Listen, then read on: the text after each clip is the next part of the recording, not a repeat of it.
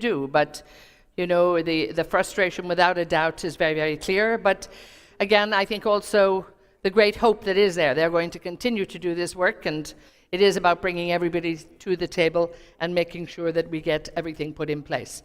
Now, I did tell you we have some of the big corporates in place, and we want to put them on the spot and see what they can do and see what's on their agenda when it comes to climate change. So my conversation now is really looking at the public-private partnership to accelerate the energy transition. So I'd like to welcome now the Chief Sustainability Officer from GE.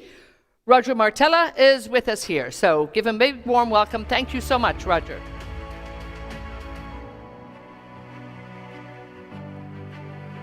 Thank you for taking the time. Now, Roger, I mean, energy is at the heart of everything we do. And, you know, without a doubt, there's no disagreement that we have to actually reduce emissions in the energy sector. But why are the stakes so high, particularly in the energy sector when it comes to climate change? Edna, thank you, and great to see you. And it's a great point. The responsibility in the energy sector is even higher than on other parts of our industry right now for two reasons. I mean, first of all, energy is going first. I think we all recognize energy is in the lead when it comes to decarbonization. If we're looking at those 2030 goals and who's going to be first place, hopefully, when it comes to the biggest percentage of decarbonization, it's going to be the energy sector. They have to set the pacing for everybody else. But it's more than just decarbonizing today's energy. We have a growing demand for electrification. If you look longer term at our overall climate change goals, we have to decarbonize the transportation sector, industrial sectors, housing sectors. How do we do that? We electrify them. So we have to prepare the grid today for what's to come, for electrifying other sectors. And so this theme of electrification has now become on par with decarbonization. We have to do both at the same time.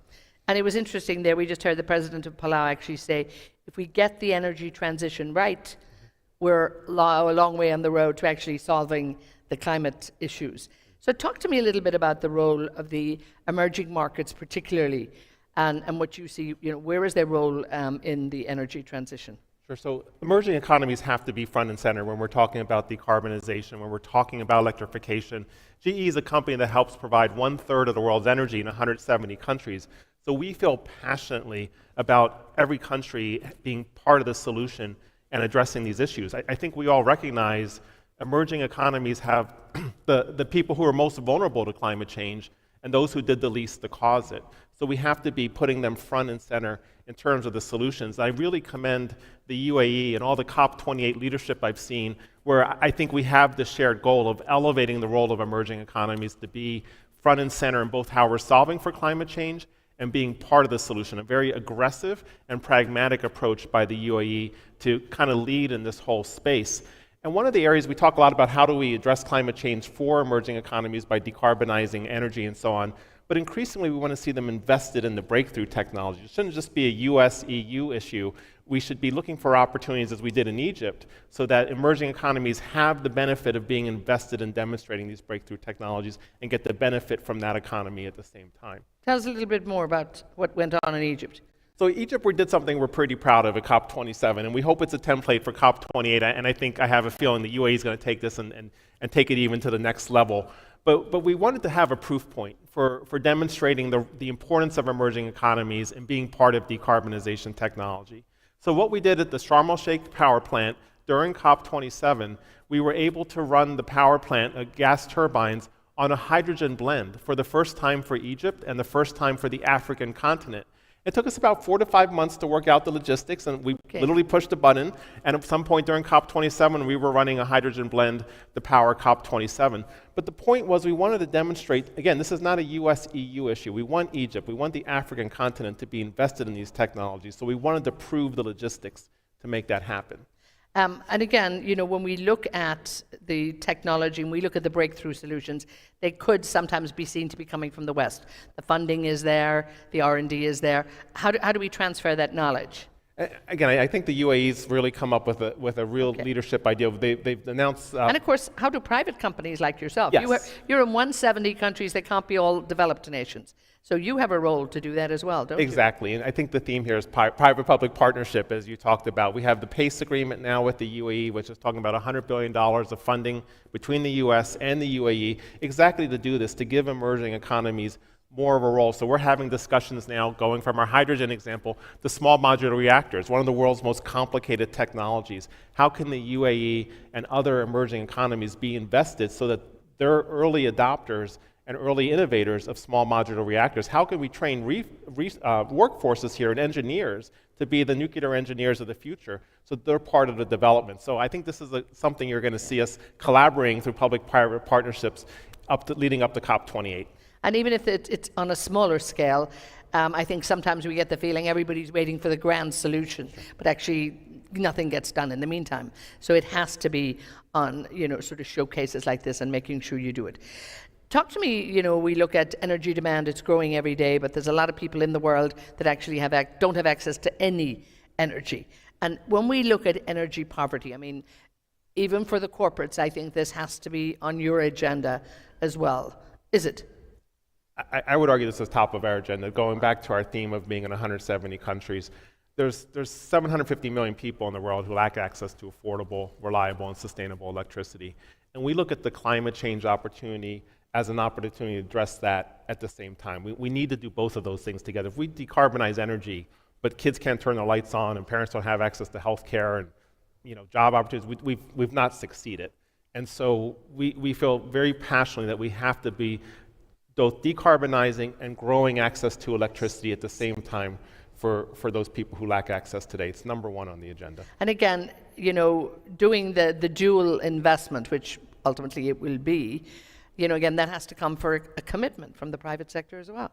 That's right, and we're starting to see, the commitments are coming, and I would never say we're there, but I think 2022 was a year where we started to see some of the money get unlocked, both on the private side and on the public side. So I'm optimistic. We're going to pick up the pace on that. The momentum is quickly growing, and now we're turning to ecosystem issues. In a hypothetical world where the money is coming through, how do we deploy it in the best way so we don't run into administrative and permitting backlogs, so we can integrate this into the grid, so that we have the labor force and the supply chain ready? I guess these are good problems to have, but we have to focus more of our attention now for solving what comes next in this ecosystem. And I suppose some of those issues might arise in terms of, dealing with government policy. Talk to me a little bit about, the role of government policy. Is it a help or a hindrance? We're seeing policy, I think, again, recently move in a very positive direction. We've seen, again, the PACE agreement, the US with the Inflation Reduction Act. This is a carrots approach to helping incentivize decarbonization technologies, infrastructure investments all around the world. We're seeing, and frankly, we're seeing, I think, we're in a transformative area here at COP28 now, this close collaboration between the private sector and the public sector. For those of us who were in Paris, you didn't see that. And this is a very positive thing, so we can bring the best of both worlds together. So the policies are getting stronger, they're setting us up for success. There's a lot of collaboration with the private sector, and a lot of back and forth on how we solve this together. So this is like a new world order in how to do this that I think is going to really yield dividends. And do you feel, Roger, that actually corporates like yourself have maybe a seat at the table, even in an advisory role, or in terms of are you hearing more, are you talking more with government officials? 2 years ago, we had to justify our existence to get the seat at the table, to be honest. We had to call people up, who are you, why are you calling me, why should I be talking to you? It is to the credit of the public sector, and I will give them credit, it has completely changed. Okay. Now they see us as partners, we see them as partners, and it's, as much as I want to call them, say how I can help them, the conversation's frankly shifting. I give the UAE credit on this. They're asking me, how can they help us to be successful in the goal? So these are all very positive transformations that we certainly acknowledge and appreciate.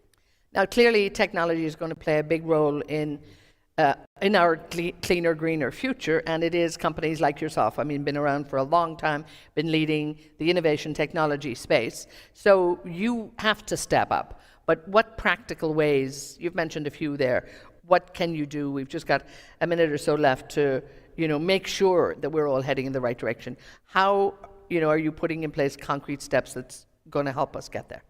You're right, innovation and technology at the end of the day will be what solves for climate change. Policies are important, government action is important. It's going to be the technology. We have good technology today that's making progress this decade, but today's technology is not enough. We have to be invested in the breakthrough technologies, hydrogen, carbon capture, small modular reactors, that we're going to need to get to those net zero goals. I think that the two things we're doing is we're being very transparent in what those plans look like. We're telling you what we think it looks like based on the most credible information today to get the technology to 2050. We'll tell you what's working, we'll tell you what's not working. When we get something wrong, we're going to keep people updated and say we got to pivot and go over there.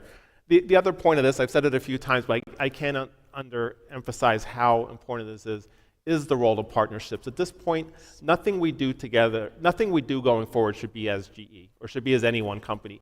Everything we do, our first question is who can we work with to be more successful, whether those are private companies, NGOs, think tanks, or the public sector. So we have to be in this era of public-private partnership collaboration if we're really going to succeed. And that concept of a true partnership, you really do have to work together. It's not going to be either or. Closing quick word, call for action if there is one. What do we need to be doing now to make sure we're heading in the right direction?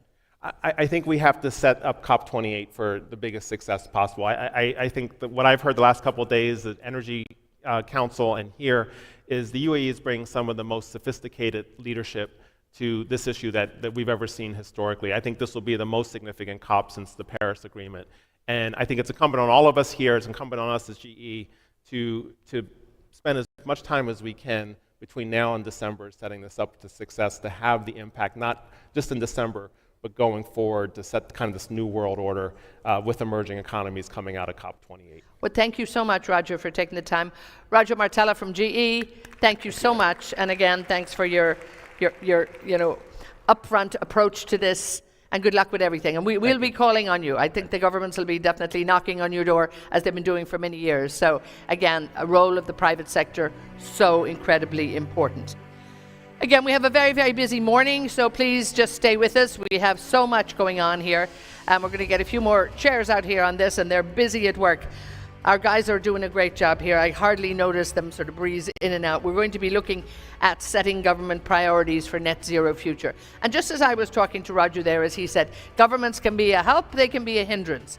And it was very, very encouraging to hear from him there that, as he said, in the last few years, we're really seeing that more openness, that transparency, and really governments, the public and private sectors, having those tough discussions, looking for what is necessary, looking for solutions, and again, working together to make sure that they get there. Because, it is the old together we're stronger mantra, but I think it pays out and plays out very, very much when it comes to actually everybody looking towards a greener, cleaner future.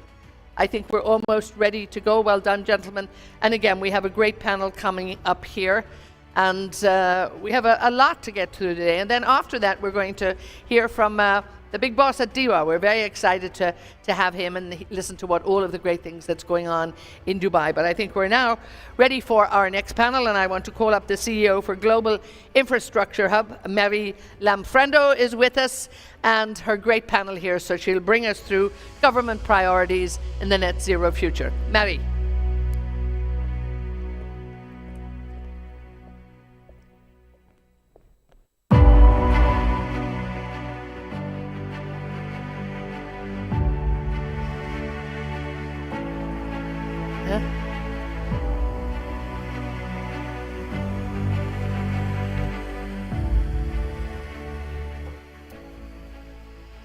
Good morning. Very pleased to be with you this morning and moderate this session on navigating uncertainty. And really, we're going to hear today how governments are setting their priority for a net zero future.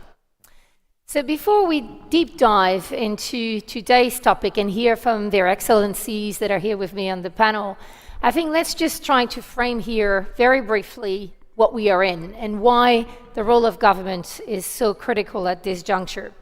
So the last 3 years have really seen an unprecedented number of crises that have just come one after the other, from COVID-19 to the war in Ukraine.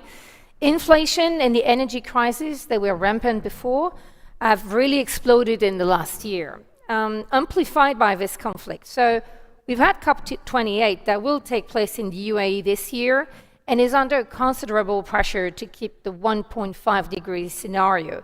And we've heard yesterday from Simon Steele, the executive director of UNFCCC, that it's still very much the intention and the goal that they're setting for themselves. So now, if I could share some very brief perspective from where I'm sitting. So I am the Chief Executive Officer of the Global Infrastructure Hub, which is the infrastructure dedicated agency for the G20. And last year at the G20, we got a particular tool that was endorsed by Finance Minister, which is called the Infra Tracker, that basically tracked the spending from governments on their infrastructure, including energy and transport. And what came out of that particular report is that we saw that G20 economies are particularly focusing on what is urgent, and for example, road maintenance and things that have actually really slipped through the COVID-19, but we haven't seen enough investment really on the climate change and all sectors that could support addressing that specific crisis. And we also worked with governments to define their transition pathways beyond energy and the energy transition. So I think there is definitely much more work to be done. And today we will hear perspective and concrete example from ministers on what they are doing at their domestic level and what are their expectations from the multilateral system, including COP28. So today I have a really distinguished speakers with me. And let me start by introducing Her Excellency Khadija Nassim, who is sitting next to me. She is the Minister of State for Environment, Climate Change and Technology of the Maldives. We also have on her left-hand side Her Excellency Dr. Franz Tattenbach, who is the Minister of Environment and Energy from Costa Rica. And then on his left, we have Her Excellency Dubravka Đedović, she is the Minister of Mining and Energy from Serbia. And on her left, we have Her Excellency Sara Ryglewski. She's the Minister of State for Sustainable Development of the Federal Government of Germany. So, Minister Ryglewski, let me start with you. There are indeed a lot of activities and coalition that we are seeing being created to advance the implementation of net zero targets across the G7, COP28, also the G20. But as an example, could you tell us what is the Climate Club and what are its goals and its next steps?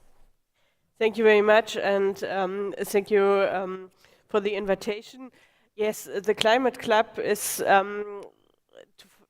an idea to find an answer to a problem I think we all know. There are some countries who say we want to go a step further and to speed up the process in decarbonization. And sometimes it's like, do you know the game Mikado? Who moves first, who's going to lose? And the Climate Club is trying to solve that dilemma by bringing countries together who want to go a step further. And we face all a collective action problem when it comes to effective climate policy addressing trade-intensive sectors, for example. Like in Germany, governments are often very worried that industrial production will move to countries with lower ambition level. And the idea is to work closer to come out of that dilemma by intensifying international cooperation. And we created the Climate Club by the G7 in December 2022, when Germany was the president of the G7, as an inclusive, high-level intergovernmental forum that supports ambitious climate action through multilateral and bilateral cooperation, in particular with regard to industry decarbonization. And to make it clear, it's an open club. It's open to all countries that are committed to a swift implementation of the Paris Agreement and that are willing to work towards joint action to drive the decarbonization. Let me explain it a little bit further. The Climate Club builds on 3 pillars. First, advancing ambitious and transparent climate change mitigation policies on the pathway towards climate neutrality. It's about sharing best practices to ensure comparability and higher degree of compatibility of policies of club members, and a higher degree of policy alignment will also reduce risk of trade frictions due to unilateral measures. And the second pillar is about transforming industries, which is also very important, not only for Germany, but a lot of countries who have a very high emission. It's to agree on joint standards and possibly also sectoral strategies and milestones on industrial decarbonization. It's about development, for example, in common definitions for green materials. And the result will be a major push for expanding lead markets for green and industrial products. And the third pillar is about boosting international climate cooperations and partnerships. And I think that's not the most important, but it's really, really important. It's to accept that countries face different circumstances in decarbonization and in developing their industries. The club wants to support developing and emerging economies in leapfrogging into climate-friendly industrial development. And the Climate Club aims to mobilize investments through sectoral and technical cooperation, and it's about a just energy transition partnerships. That's really, really important for us. How do we work what are the next steps? In the first quarter of this year, we will launch a task force together with all countries who are willing to become members of that club. I hope it will not be an exclusive club, but a world club. And I want to invite all of you to take part. We were very happy that the Emirates addressed their interest in COP27, and I hope there will be a lot of countries who would like to follow. Thank you very much. Thank you, Minister Roglewski. I think that's a very interesting initiative launched by Germany presidency under its G7 year, and hearing your message around this is an open task force that every government could join, because ultimately here this is trying to address the just transition that you outlined, which really brings me to Minister Nazim, and we're talking about just transition. What are the efforts that the Maldives are doing to stay on course for achieving the net zero commitments, particularly as a small island developing state? Thank you and good morning. It's a pleasure to be here on this distinguished panel. Thank you for having us. The Maldives is one of the most vulnerable countries to climate change, and the difference between 1.5 degrees and 2 degrees warming of the world is a matter of life or death for us. And we only have 83 months left until 2030, which is when the world is expected to overshoot the 1.5 degrees. Therefore, for us, mitigation is really, really important. The Maldives, of course, however, being one of the small island states and one of the lowest lying island nations, we contribute only 0.0035% of global emissions. So whatever we do in the Maldives might not have a net effect on the overall emissions of the world. However, we do have very ambitious mitigation plans for us. We have committed to being net zero by 2030, provided we get significant international assistance from our donors and partners to help us transition into the green energy. And you may be wondering why. It's also one of our biggest adaptation efforts as well, because we depend almost entirely on fossil fuels imported from outside, and especially during the pandemic, we realized how vulnerable we are in terms of energy security as well, because when the borders closed, there was a serious concern on this. But it's also not just the environmental case, we also have the business case, because we do spend 10% of our GDP importing oil for our economy. So therefore, we have every reason to transition out of the fossil fuels into the greener energy. And we do this through several measures as well. We also have passed a Climate Emergency Act 2 years ago, in which we are mandating the use of renewable energy across all sectors and enforcing the mainstreaming of moving towards renewables and using renewable energy on all government buildings and moving to green procurement and doing everything we can, even though we are a small island state and don't have much to contribute in the global scale. Also, we're doing, so I'll just say some of the examples we're doing. So we're doing the transformation of the power generation to low emission technologies.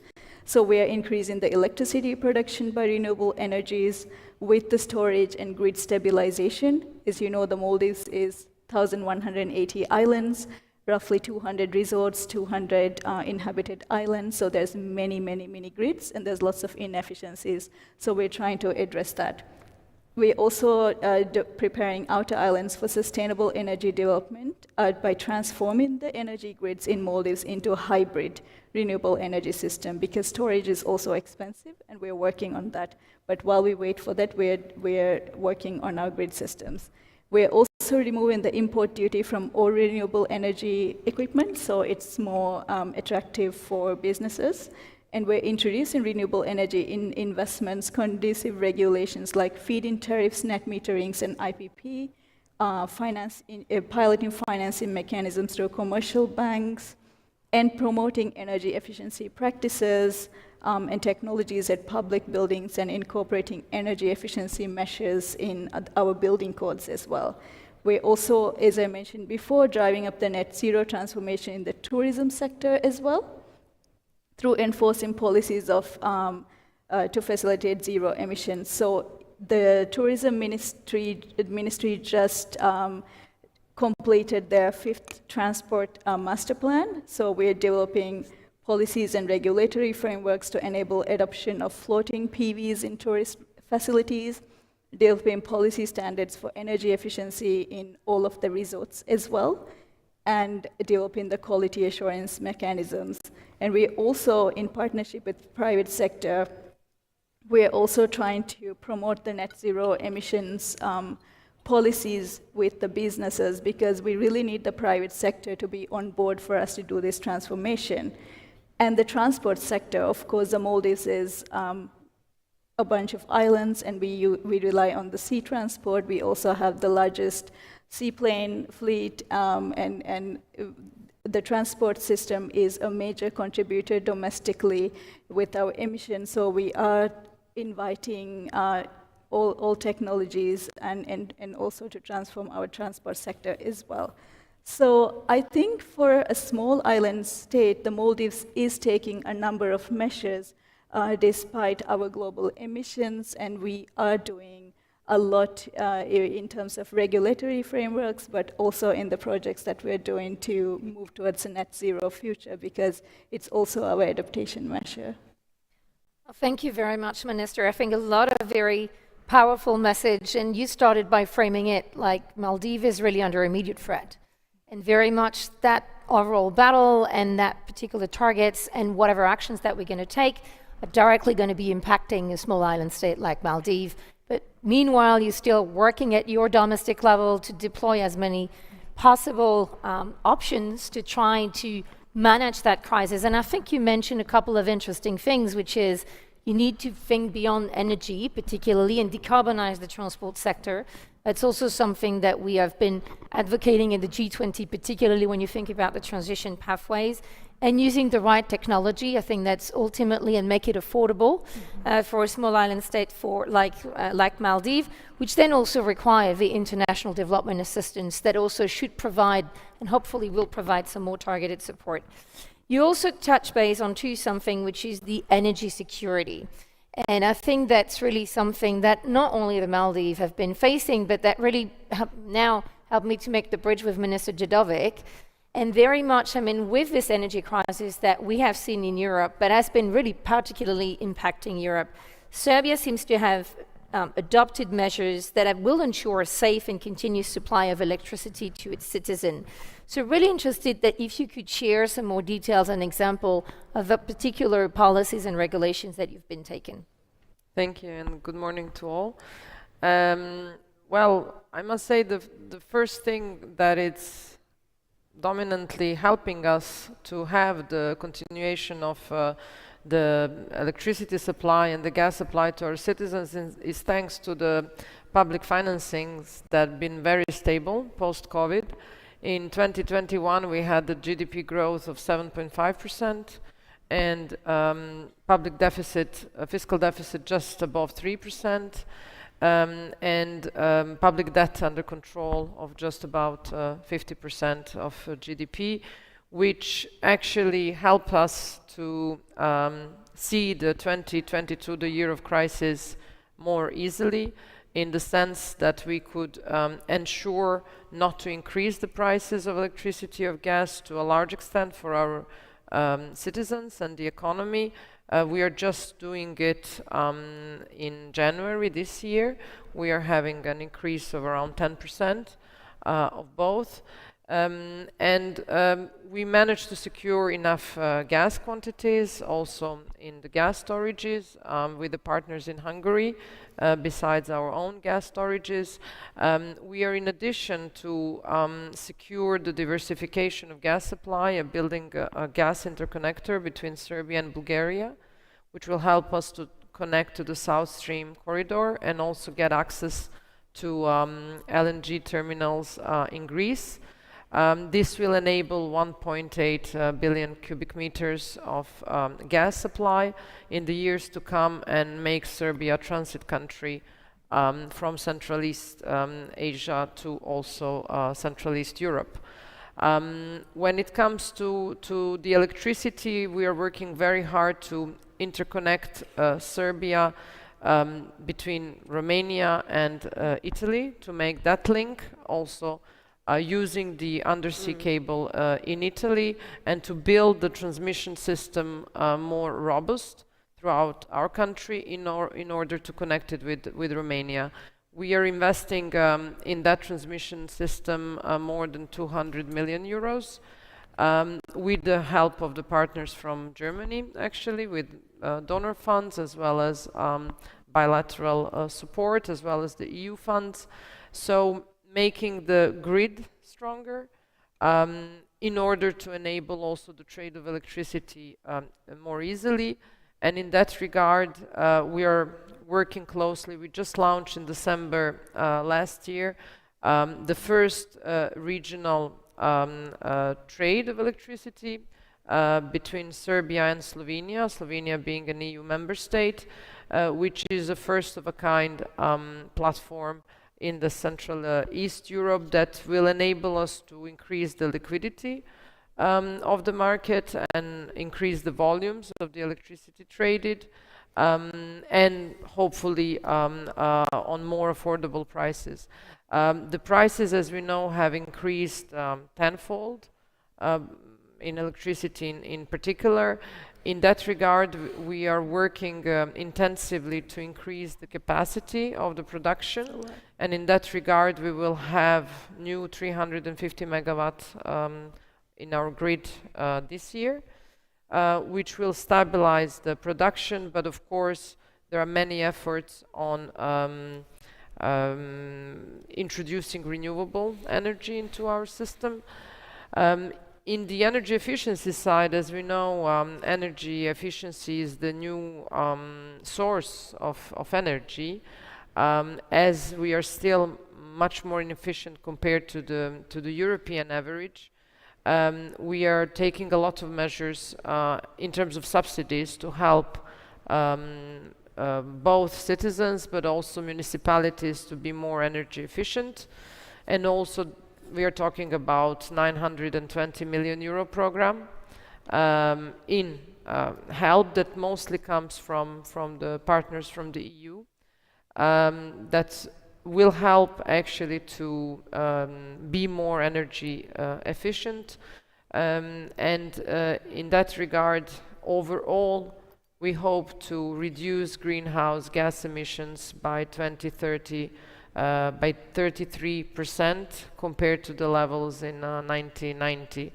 And this is also in accordance with the commitment Serbia has undertaken according to the Paris Climate Agreement, as well as the green agenda of the European Union for the Western Balkans.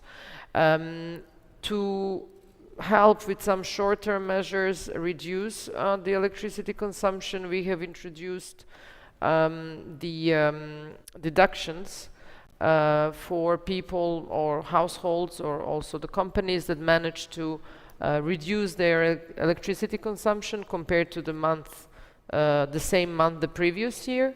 So the deductions in electricity bill can go up to 30%, which has proven to be an effective measure, because we managed so far to have a reduced consumption between 10 to 15%.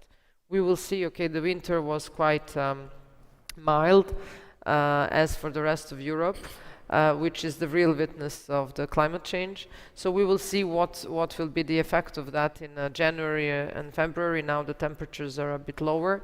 But in terms of the policy framework, we are working on adopting the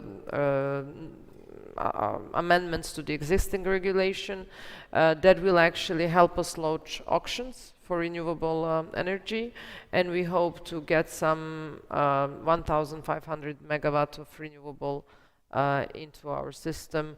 Of course, with all the efforts we are making on stabilizing the grid and also the distribution of electricity.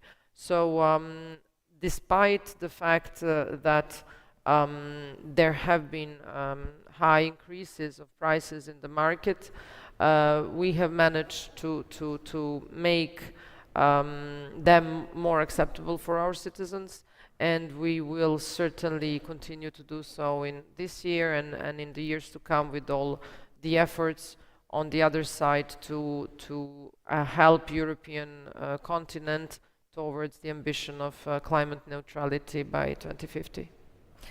Thank you very much, Minister Djedovic, to share the perspective. I could really see that in the last year you worked very hard to develop particular action along the 5 dimensions that I think you've listed, which is reducing consumption, trying to find out efficiencies, boosting production, but also as well investing in boosting your grid and really trying to get now more collaboration across countries and boosting connectivity to really support your country, but not only working with the entire EU. So it's a pretty full plate that you've got to fight against this energy crisis, which also really helping with this net zero targets. So Minister Tattenbach, I mean, we've been discussing energy security. We've also been discussing, we touched on really decarbonizing transport as another system, but taking a South American perspective and really going beyond focusing on energy and electricity as a way to achieve net zero target in SDG. Really, I'm interested to hear your perspective on the focus that Costa Rica had in also looking at food security and thinking about this energy, water, food nexus, which is closely intertwined, as it says. So could you please share with us what you and your governments have been doing in that area? Of course, thank you very much. First of all, a big thank you for the government of United Arab Emirates for the invitation to this Sustainability Week. Costa Rica has been, first of all, we have a completely renewable electricity matrix. So when we go beyond and talk about other sectors because of that fact, and this has been the product of long-term investment on renewables, which I think is something we share with South America, Latin America in general, is a potential for renewable energy sources. Costa Rica, nonetheless, being 100% renewable in its electricity, still consumes fossil fuels. So for the electric for transportation. So one of our major policies there is into electrification of transportation as a way of decarbonization. Now, in the agricultural sector, we see that we like to portray ourselves as a very good example of how you can develop your agriculture and your food security without sacrificing or deforesting your landscape.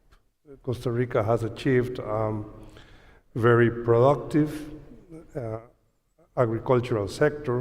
I think we now hold, we're maybe #1 in per capita exports of agriculture in Latin America. But at the same time, we have managed to decouple this agricultural development from deforestation. Costa Rica has 6% of the world biodiversity land, so we find ourselves in the position of being custodians of this world biodiversity, but at the same time, we have not sacrificed our agricultural production or agricultural output. And I think this is an important example. This was done with technology, with investment, with more productivity, and by abandoning marginal lands in order to produce more in more profitable and productive lands. We believe, as was said yesterday and previously by the next president of the COP, that we really need to be very focused on the 1.5 degrees. And we believe that anything that we do that could accelerate achieving that is welcome. This possibility of tying up the stopping deforestation, these initiatives, nature, then the lines between nature and climate change are being blurred now. COP15, COP27, both pointed that way.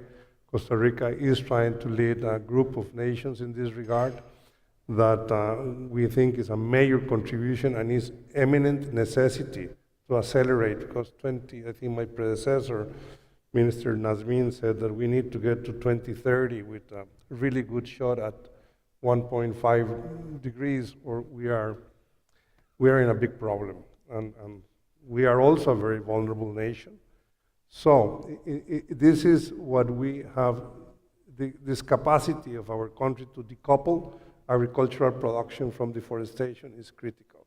We did everything we could to do it, from legislation, from forest protection, from natural protections, to environmental service payment, to a lot of value in our forests was one, but also the agricultural sector has cooperated with it. Now we're going into the next stage, which is having this included more into the trade negotiation. We think is a good approach to start talking about this, and at least in a bilateral fashion. We think it could accelerate going there. And sometimes energy, we are in a very good shape there in Costa Rica, and we are also, I heard my colleagues from Serbia, Minister Jovic, talking about interconnection. Central America has a very good interconnection of electricity, all the way from Guatemala, Honduras, El Salvador to Costa Rica. We have like it's an interconnection, which it is a must in renewable energy to have this interconnection. Because the nature of renewable energy, is the variability that it has.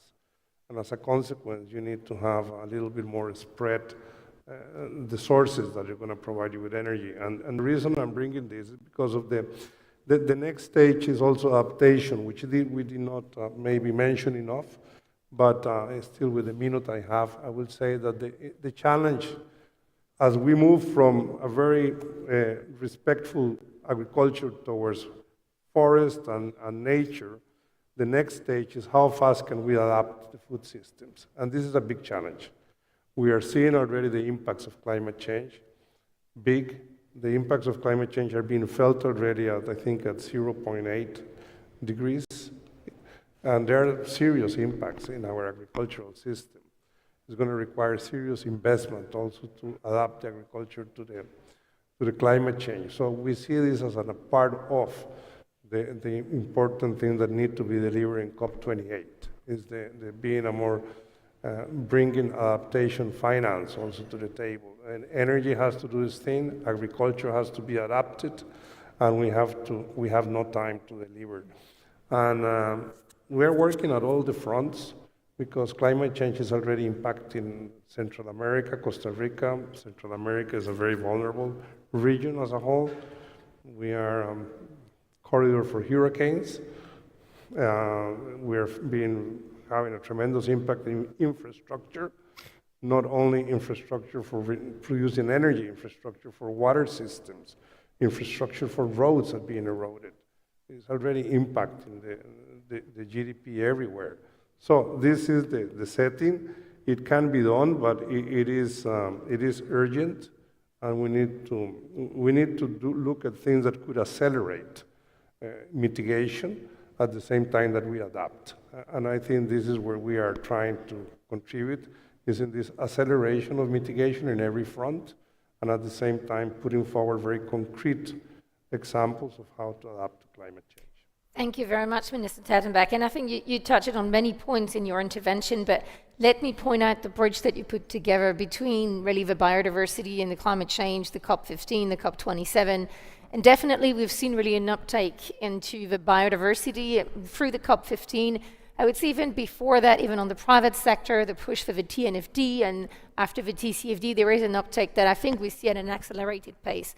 Look, we have only a very few minutes ahead of us to finish that panel, but I can't really help myself in asking you really, what are your expectations? And it's just, the same question for all of you, just a 1 minute quick answer. Some of you have actually touched upon that already, especially when you mentioned about mitigation finance, Minister Tattenbach, but really interested to hear, through all of the work that you're doing individually, and this is hard, what are you really expecting from the collective outcome from COP28? If we can start with you, Minister Rivlevsky. Yes, thank you very much. First of all, I'd like to address again the importance of international cooperation, not just on COPs, but in between. I think COP27 was, in many aspects, really a good COP, but we have to. But the outcome on mitigation was not sufficient. You expressed it in very details how the climate crisis already affects your countries. And even in Germany, we had the heavy flood in 2021, which affected and cost a lot of lives. So it's a crisis that is pending, and we have to react now. And I think that's really central. The other aspect is that we need to involve the financial sector more in the big task of transition. And I think that should be also a very important discussion point on COP28, because we won't be able to finance transition in all the countries just with public money. There has to be a strong involvement of the private sector, and it's necessary. And it's manageable, because you can make money with transforming industries and with renewable energies and with climate-adjusted industries. So we have to involve them much more. Thank you, Minister Rivlevsky. Minister Dedovic, anything you would like to add? Yes, I think the international cooperation is extremely important in combating the climate risks that the whole world is facing. In particular, a just transition to climate neutrality is important, because not all the countries have the same starting position. And in that regard, more access to finance, definitely, and more public-private partnerships that actually just the panel before was talking about, something that we all need to engage on. And definitely cooperation as for Serbia, we are equally cooperating with the EU, nonetheless the US, China as well, and as far as this host country, United Arab Emirates, actually they were the investors into our first wind farm in Serbia, together with the Finnish partners. So I think cooperation between different actors that can bring different skills, knowledge, backgrounds I think it's extremely important, and the more we join together in really as diverse partnerships as possible, we will see energy and climate more as a solution and not as a problem. Thank you, Minister Djanovic. Very briefly, Minister Dattenbach, anything to add? Yeah, I expect to have the goalpost to stay very firm on 1.5 degrees. I think that has been reassured by yesterday by the Sultan Al-Jaber and the next president of the COP. I expect also to have linkage and a commitment of achievement. We hear a lot about more ambition, but it seems to be that there is ambition of execution, of fulfilling the commitments. It's getting closer to the NDCs, what we would like to see. And I would like to see also kind of a relationship between the lack of delivery in the NDCs and the funding, and the needed funding for loss and damages and for adaptation to climate change, because they are very linked together. So yeah, and thank you very much, Minister Dattenbach, on loss and damage as a reminder. And Minister Nazim, just a few words to close off our panel. We really hope that the 1.5 is kept alive.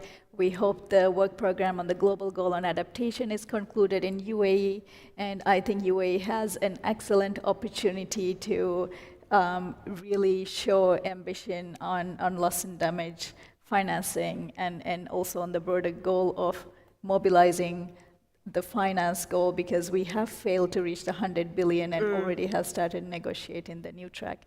And this is really important for small island states like the Maldives to really help us with our adaptation and mitigation efforts, so we don't have to deal with loss and damage in the future. Thank you. And I think that's a very strong message to finish off our panel. And please join me in thanking their excellencies for their contribution this morning.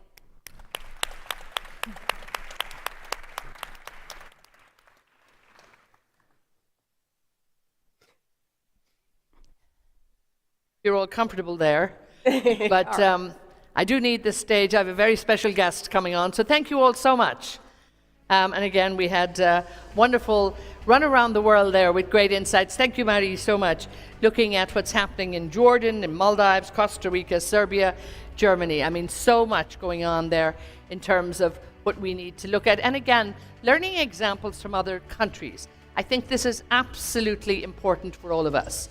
We don't need to reinvent the wheel in this industry. We really need to look at best practices in other countries, what works. It doesn't mean we can duplicate it in our country, in our rural or urban area, but certainly it gives us an opportunity to look at what has worked and what can work. This is what's so important here. Now, of course, when we look at sustainability, I always say you don't have to look much further than here in the United Arab Emirates. We have some tremendous examples of great projects that are in place, projects that are working, projects that are delivering, and all of this very much part and parcel of the diversification of energy that is very much the policy of this country. But if you go an hour up the road, you're going to see plenty of other great projects that are huge success stories as well. Thinking of the Dubai Electricity and Water Authority. Some great stories from DEWA, and we have with us the Managing Director and the CEO. So please give a very warm Abu Dhabi Sustainability Week Summit welcome to His Excellency Saeed Mohammed Al Thayer. Lovely to see you again. Thank you.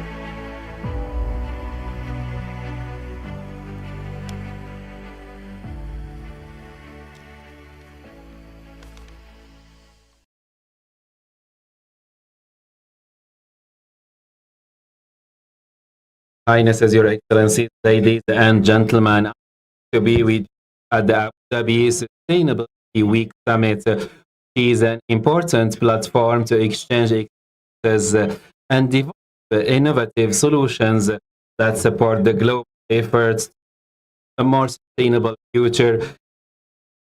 The vision of the UAE leadership vision has inspired and pioneered futuristic strategies and policies in sustainability, also innovation, to shaping the future as well as developing the economic social, health, and service sectors for our future. This supports the sustainable agility and rapid adaptation to global geostrategic development and crises.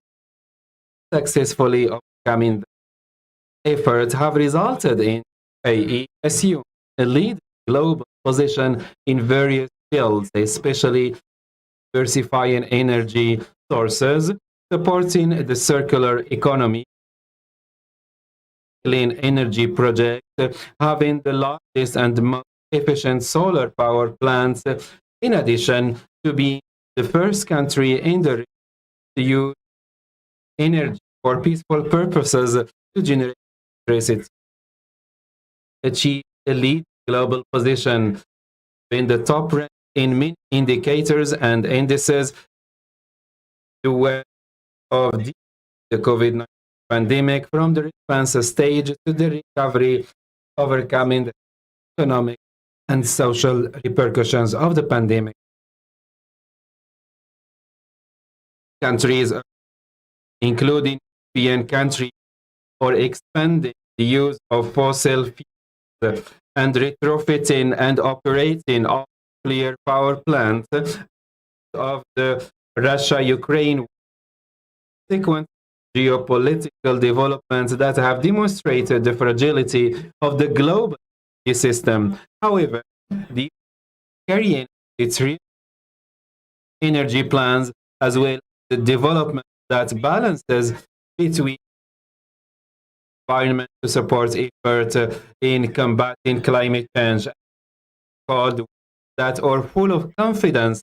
And Sheikh Mohammed bin Zayed, President of the UN, at COP27 said, as we prepare to host COP28 in 2023 at Expo City in Dubai, singly focus on supporting implementation of recommendations from previous conferences, and we aim to complete the first global stocktake of emission pledges under the agreement. On the same note, partnership agreement that we signed with the United States has accelerate this transition toward clean and resources. The agreement aims to raise $1 billion investment to generate 100 gigawatts of renewable energy in the UAE, the US, and developing economies of the world. Highness said Mohammed bin Vice President and Prime Minister of the Dubai, said that the COP20 important event hosted by the nation in 2023. Gentlemen, he has an advanced position as biggest countries to invest in clean energy projects and global ambitious policies and pioneer projects that anticipates the future to sustainability and sources for future generations. The light track record in clean and in reducing emissions to organize the most successful global environment events that underline the region plays in supporting efforts to formulate the global sustainability agenda through effective strategies to adapt to the effect of climate change and mitigate its effects. To achieve the work of His Highness Sheikh Mohammed bin Al Nahyan, who said, started our first steps and preparation for the sustainability of our resources and to bid farewell to the last drop of oil. Built major energy projects inside and outside the country. This supports its strategic plans for the post-oil phase. In the US Zero by 2050 strategic initiative, the first country in the region to launch such important strategic initiative, has also launched the Dubai Clean Energy Strategy 2050 and the Dubai Carbon Emissions Strategy 2050 to provide 100% of Dubai total power production capacity from resources by 2050. Also, Abu Dhabi Future Energy Company, there's clean energy projects are spread in over 40 countries around the world. Investment total $20 billion. The Mohammed bin Rashid Al Maktoum Solar Park, which is being implemented by the and Water Authority, single-site solar park in the independent power producer IPP. Its production capacity is 2027 and based photovoltaic solar power and concentrated solar power technologies. The solar park features the world's tallest solar power tower at 262 meters and the large thermal storage capacity in of 15 hours, allowing for energy availability around the clock. Also develops a green pilot project. Is the first of its kind in the Middle East and North Africa. Also prepared outline of a road for a green hydrogen strategy that will be implemented in phases as part of our effort to support the implementation of the net zero by 2050 strategy. For many, Dubai stopped launching to produce energy in fossil fuels and also we restricted salination project to reverse osmosis technology, clean energy, in addition to raising fuel efficiency in the main unit to about 50%, competing with the highest international benchmarks. The surplus European and American utilities in indicators from electricity transmission and distribution network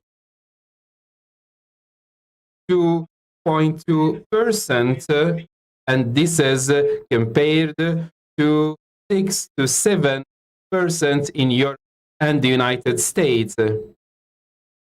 Networks reduced to 4.5% compared to 15% in North America. Has also achieved a new record in electricity customer per year. Record 1 point per customer compared around 15 recorded by leading utility companies in the European. As an added value, the D space program, we call that Space D, the operational efficiency and effectiveness of the production and distribution division, also improves performance and increases the happiness of our customers and stakeholders. Maintain its top position among global utilities in the digital report 2022, which was prepared by a prestigious international consultant. Initial public offering IPO in the utility sector during 2022, and the offering saw strong demand. Total demand for D share to 315 billion dirhams. The order for the IPO 37 oversubscribed. Honored guests, ladies and gentlemen, through our strategic initiatives and the innovative project aim to promote sustainable only in but also global. Through this platform, I call for more concerted effort to protect the environment and combat climate change through a project to ensure a sustainable future for all and for everyone. The outline future at COP28 be hosted by the year, and as His Highness Mohammed bin Rashid once said, every child is an opportunity for learning to test our capability and knowledge. In conclusion, I would like to commend the efforts of the Abu Dhabi Sustainability with the vision of the wise leadership in advancing global sustainability and most in sustainable economic and human development to ensure a brighter, sustainable future for us and for generations to come, and peace be upon you.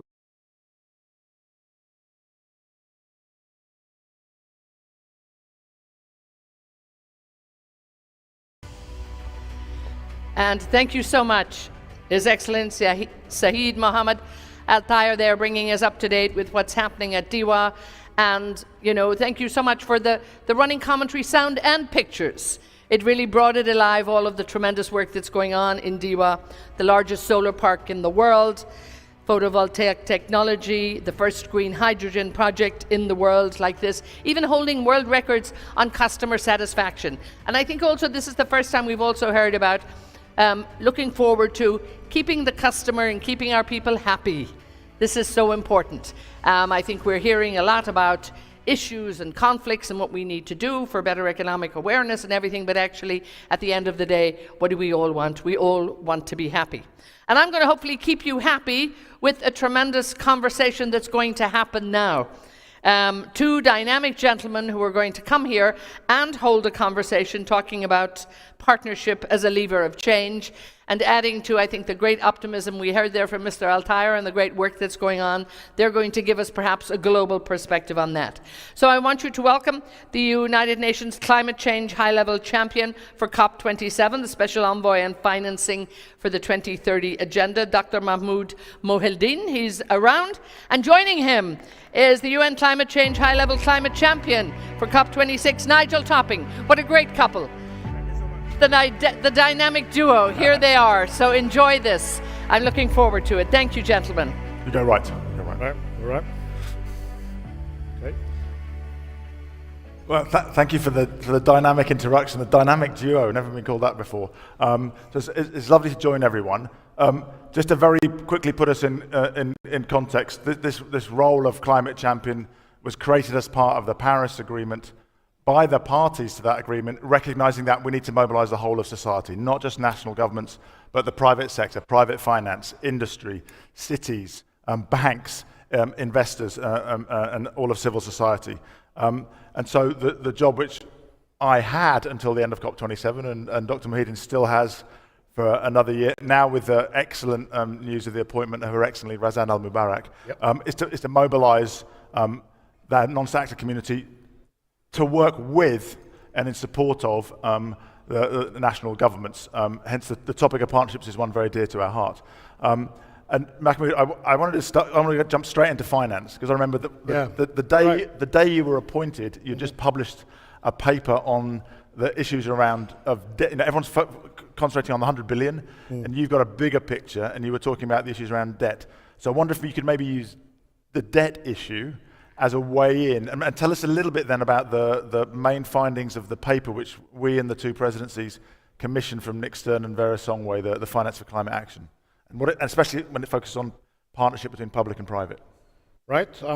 Thank you so much. Assalamu alaikum wa rahmatullah. It's great to be here in Abu Dhabi, in the great country of the United Arab Emirates, and always inspiring to listen to the sessions and to the good words of the leaders, not just at state level, but in different sectors, including what we just heard now from DIWA. So let me put matters in context. Why we are concerned about debt and finance. And this piece by Nick Stern, Vera Songway, and dozens of global experts on economics and finance plus development had to do with this, and what we're expecting from COP28 in order to build on the good work on that. I think that piece is helpful in giving us identification of gaps of finance. That we know that the 100 billion, the old promise from Copenhagen, is not enough. And now a critical minimum of extra external finance is required. Not the 100 billion, but at least 10 times that figure from now until 2025. After 2025, we need $2.4 trillion, again, as a critical minimum to address the main issues of mitigation plus adaptation. And that's in emerging markets, ex-China, the main challenge areas. This is emerging Not the whole markets, world, developing economies, assuming that China can take care of itself, and the advanced economies can take care of themselves. Here, you have a good old say in Arabic that could be translated as the prevention of harm is much more important than bringing the benefits. درء المفاسد يقدم على قلب المنافع. You are a good student of Arabic, I'm learning, so you can add that to your vocabulary. So, seriously, شكرا. here we go. يا صديقي. Yeah, here we go. So the prevention of harm here is basically about the too much dependence that we have on debt instruments. Globally, more than 60% of finance for climate action is coming in debt instruments. And the majority of such debt is not concessional. Only 12% of that is concessional. As you see it now from the recent reports by international organizations, including recently by UNCTAD, World Bank, UN system at large, and IMF, telling us if you are a developing economy, you are one of three. You either have a debt problem to solve, or a debt crisis to manage, or a debt catastrophe that you need really to control. So here, this is basically the issue of concern. We need to have the year of 2023 as a good year through the work that we should be doing, the climate action, climate finance, in cooperation with the international organizations, with the work of the G20, to prevent deterioration in debt profiles. And we need, at the same time, and here comes the good piece by Vera Songwe and Nextern, that we need to mobilize more private sector finance, long-term concessional finance. I had a brief proposal that you are aware of. And 1%. The 1% for the 1.5 degrees. You have still a man of commitment, resilience, that you need to keep the 1.5 degrees alive. And we are aligned on that. But for that to happen, we need finance. And my argument that developing economies shouldn't really be paying for the mistakes and harm that have been caused since the first industrial revolution.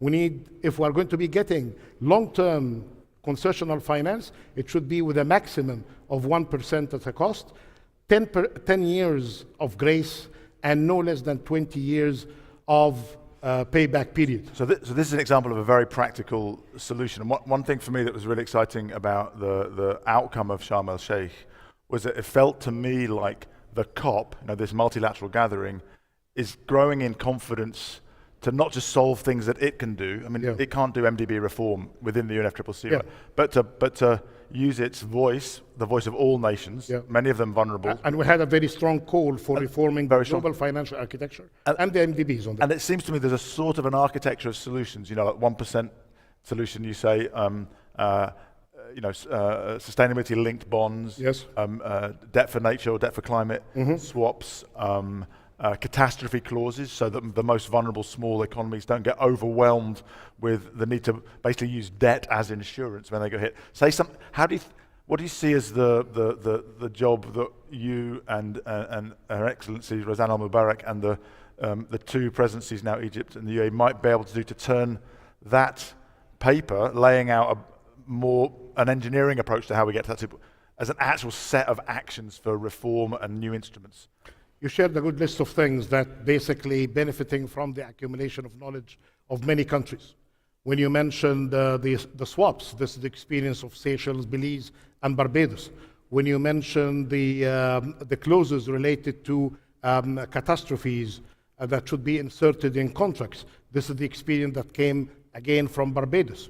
What we are trying to do in terms of getting nature into the solution here is basically about using climate aligned with solutions for nature to bring finance for. But that all is basically about dealing with the debt instruments. What we need to have more, basically about the new investments. You were in Glasgow, very much instrumental there. The GFANs came out with the promise of the $130 of assets. 130 trillion, yeah. They're saying, yeah, $130 trillion of institutions backed by these assets committed for the priorities of the net zero. So what we need to have for these big commitments is our projects. We're joking in Egypt, and that is perhaps as relevant in here as in Egypt, about the camel and the camel riders. So the story for the audience is simple here, that we have the commitments of finance, but those who committed the funding, they say, well, we have the funding, but you don't have pipeline of projects. So we're very busy, and I'm expecting from my good champion, Razan, to work with us on, is to continue with this work that we started in July with the regional economic commissions of the UN system, with the private sector, with consultancies and GFANs. We have a pipeline of projects, more than 120 projects, worth $128 billion.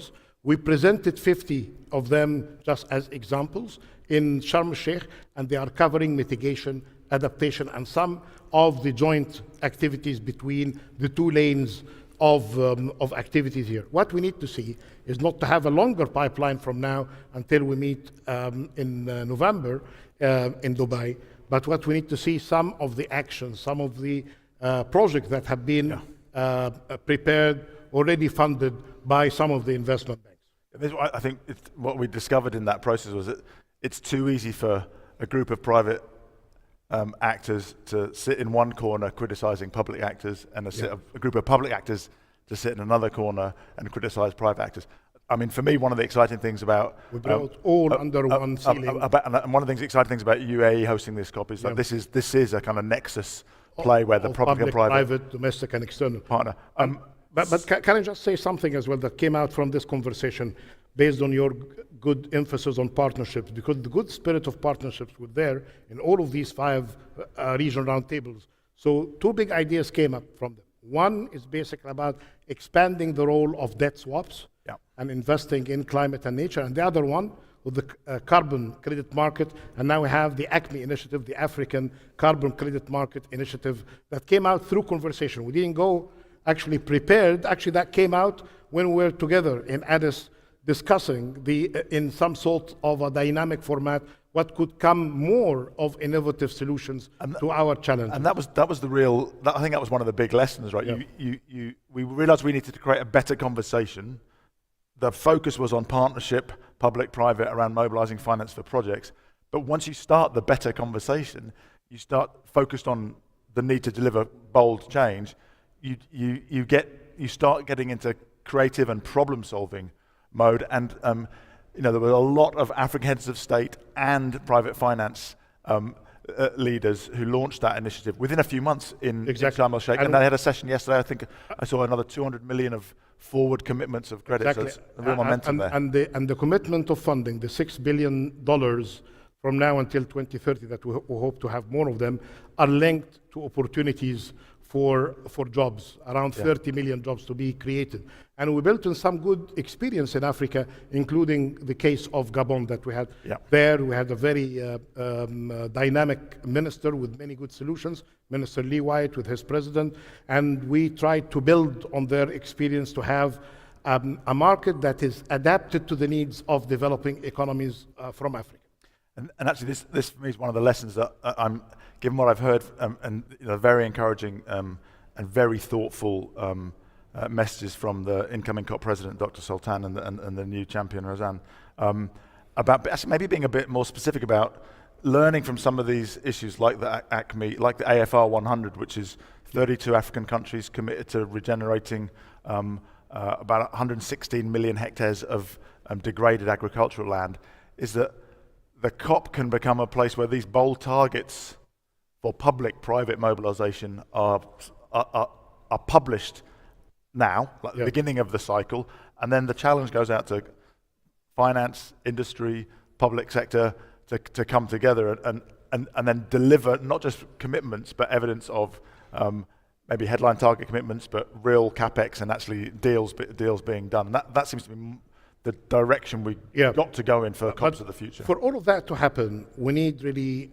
scale. We need leveraging of the private sector. We need de-risking tools. And without the role of big financial institutions, including multilateral development banks, sovereign wealth funds, and the regional development banks, we cannot really achieve that. And that's why, as you referred to in Sharm el-Sheikh, there was that strong call for reforming the global financial architecture. I haven't seen, in comparison, anything as strong coming from the Climate Club, because here, one of the good benefits of the discussions, that there is no separate clubs here. What is good for climate is good for development if we design the policies properly. Climate action, at the end of the day, is part of the sustainability that we are discussing here. It's SDG 13, and it's investments in energy, in food systems, in water management, as being highlighted yesterday in the opening session. So it's basically about how to design these policies better, and how to get the multilateral development banks, when they design these policies, make sure that they are hitting all of these targets with better articulation of policy and institutional support with good technology backing as well. And this is another part of this new sort of, collaboration architecture, which was also referred to in the cover decision at Sharm el-Sheikh, is the breakthrough agenda. And I know I saw a panel yesterday with the COP28 presidency, actually the breakthrough agenda secretariat under the climate and energy ministerials, and Jen from the Champions team talking about taking that to the next level. That's about 50 countries so far, agreeing to collaborate in 7 sectors to make the technology the lowest cost, and through the work of the Champions team with the private sector, with very clear deployment targets. And there, I have to say, I just encourage anyone, don't let anyone get away with telling you, we know that the global stocktake will tell you that we're failing. No. Because of course, at one level we're failing. We should have started 20 years ago, and we haven't started reducing emissions enough. There have been some drifting from targets. But we are now starting to see, and again, I'm so glad I'm here at ADSW and not in Davos, because you have this very clear, focused sense of industries and countries and investors on the move. So that breakthrough agenda, again, being referenced, and there'll be a new report from IRENA, IEA, and the Champions team on progress on that. But just to end with, Mahmoud, just say a word about the Sharm el-Sheikh adaptation agenda, because that's another very exciting, I think, collaboration on adaptation and resilience. Yeah, super fast. Mitigation we spoke about, and the investments required there. Failure in mitigation caused us to be more concerned about adaptation. Issues related to cities, coastal areas, water management, agricultural system, food security. And here, in the Sharm el-Sheikh adaptation agenda, we outlined, and that was a joint piece between the state actors, represented by the presidency, and the non-state actors represented by the champions, with very concrete examples on areas of work, with emphasis again on finance and the kind of technology support required for that. Here, I would perhaps cite or quote the Secretary General, a war against the climate change. The first line of defense needs to be strengthened, mitigation. The second line of defense is adaptation. They didn't mention the big outcome from Sharm el-Sheikh, the third line of defense, which is loss and damage. I'm expecting from you exactly some more work on this issue on the loss and damage. So, in the seconds left, what are you going to do for loss and damage? Well, I think, again, for one of the really good pragmatic outcomes, first of all, there's the political commitment to the fund. We know that there's still a lot of political work to be done to actually agree a fund. But I think also the recognition by everybody that loss and damage will not be solved by one multilateral fund. And there is a role for non-state actors, city mayors at the front line, and in the private sector, particularly the insurance industry. You know, so I'm going to stop now, because otherwise we could just go on for another half an hour, and we'll continue outside. Mahmoud, it's been a joy working with you. You've taught me so much about the bigger picture of international finance. It's good that we have that on record, so it will not change your mind. Right. Okay, very good. Thank you, everybody. Great to do business with you. Thank you. All right.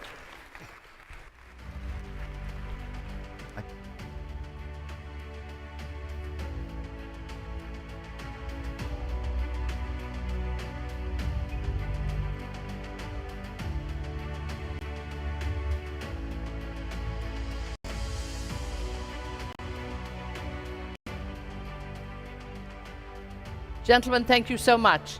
And these are definitely 2 gentlemen you'd want for any fireside chat, really putting the world to right there in terms of what's happening, what needs to happen, where we might have gone wrong, and where we can prevent it again.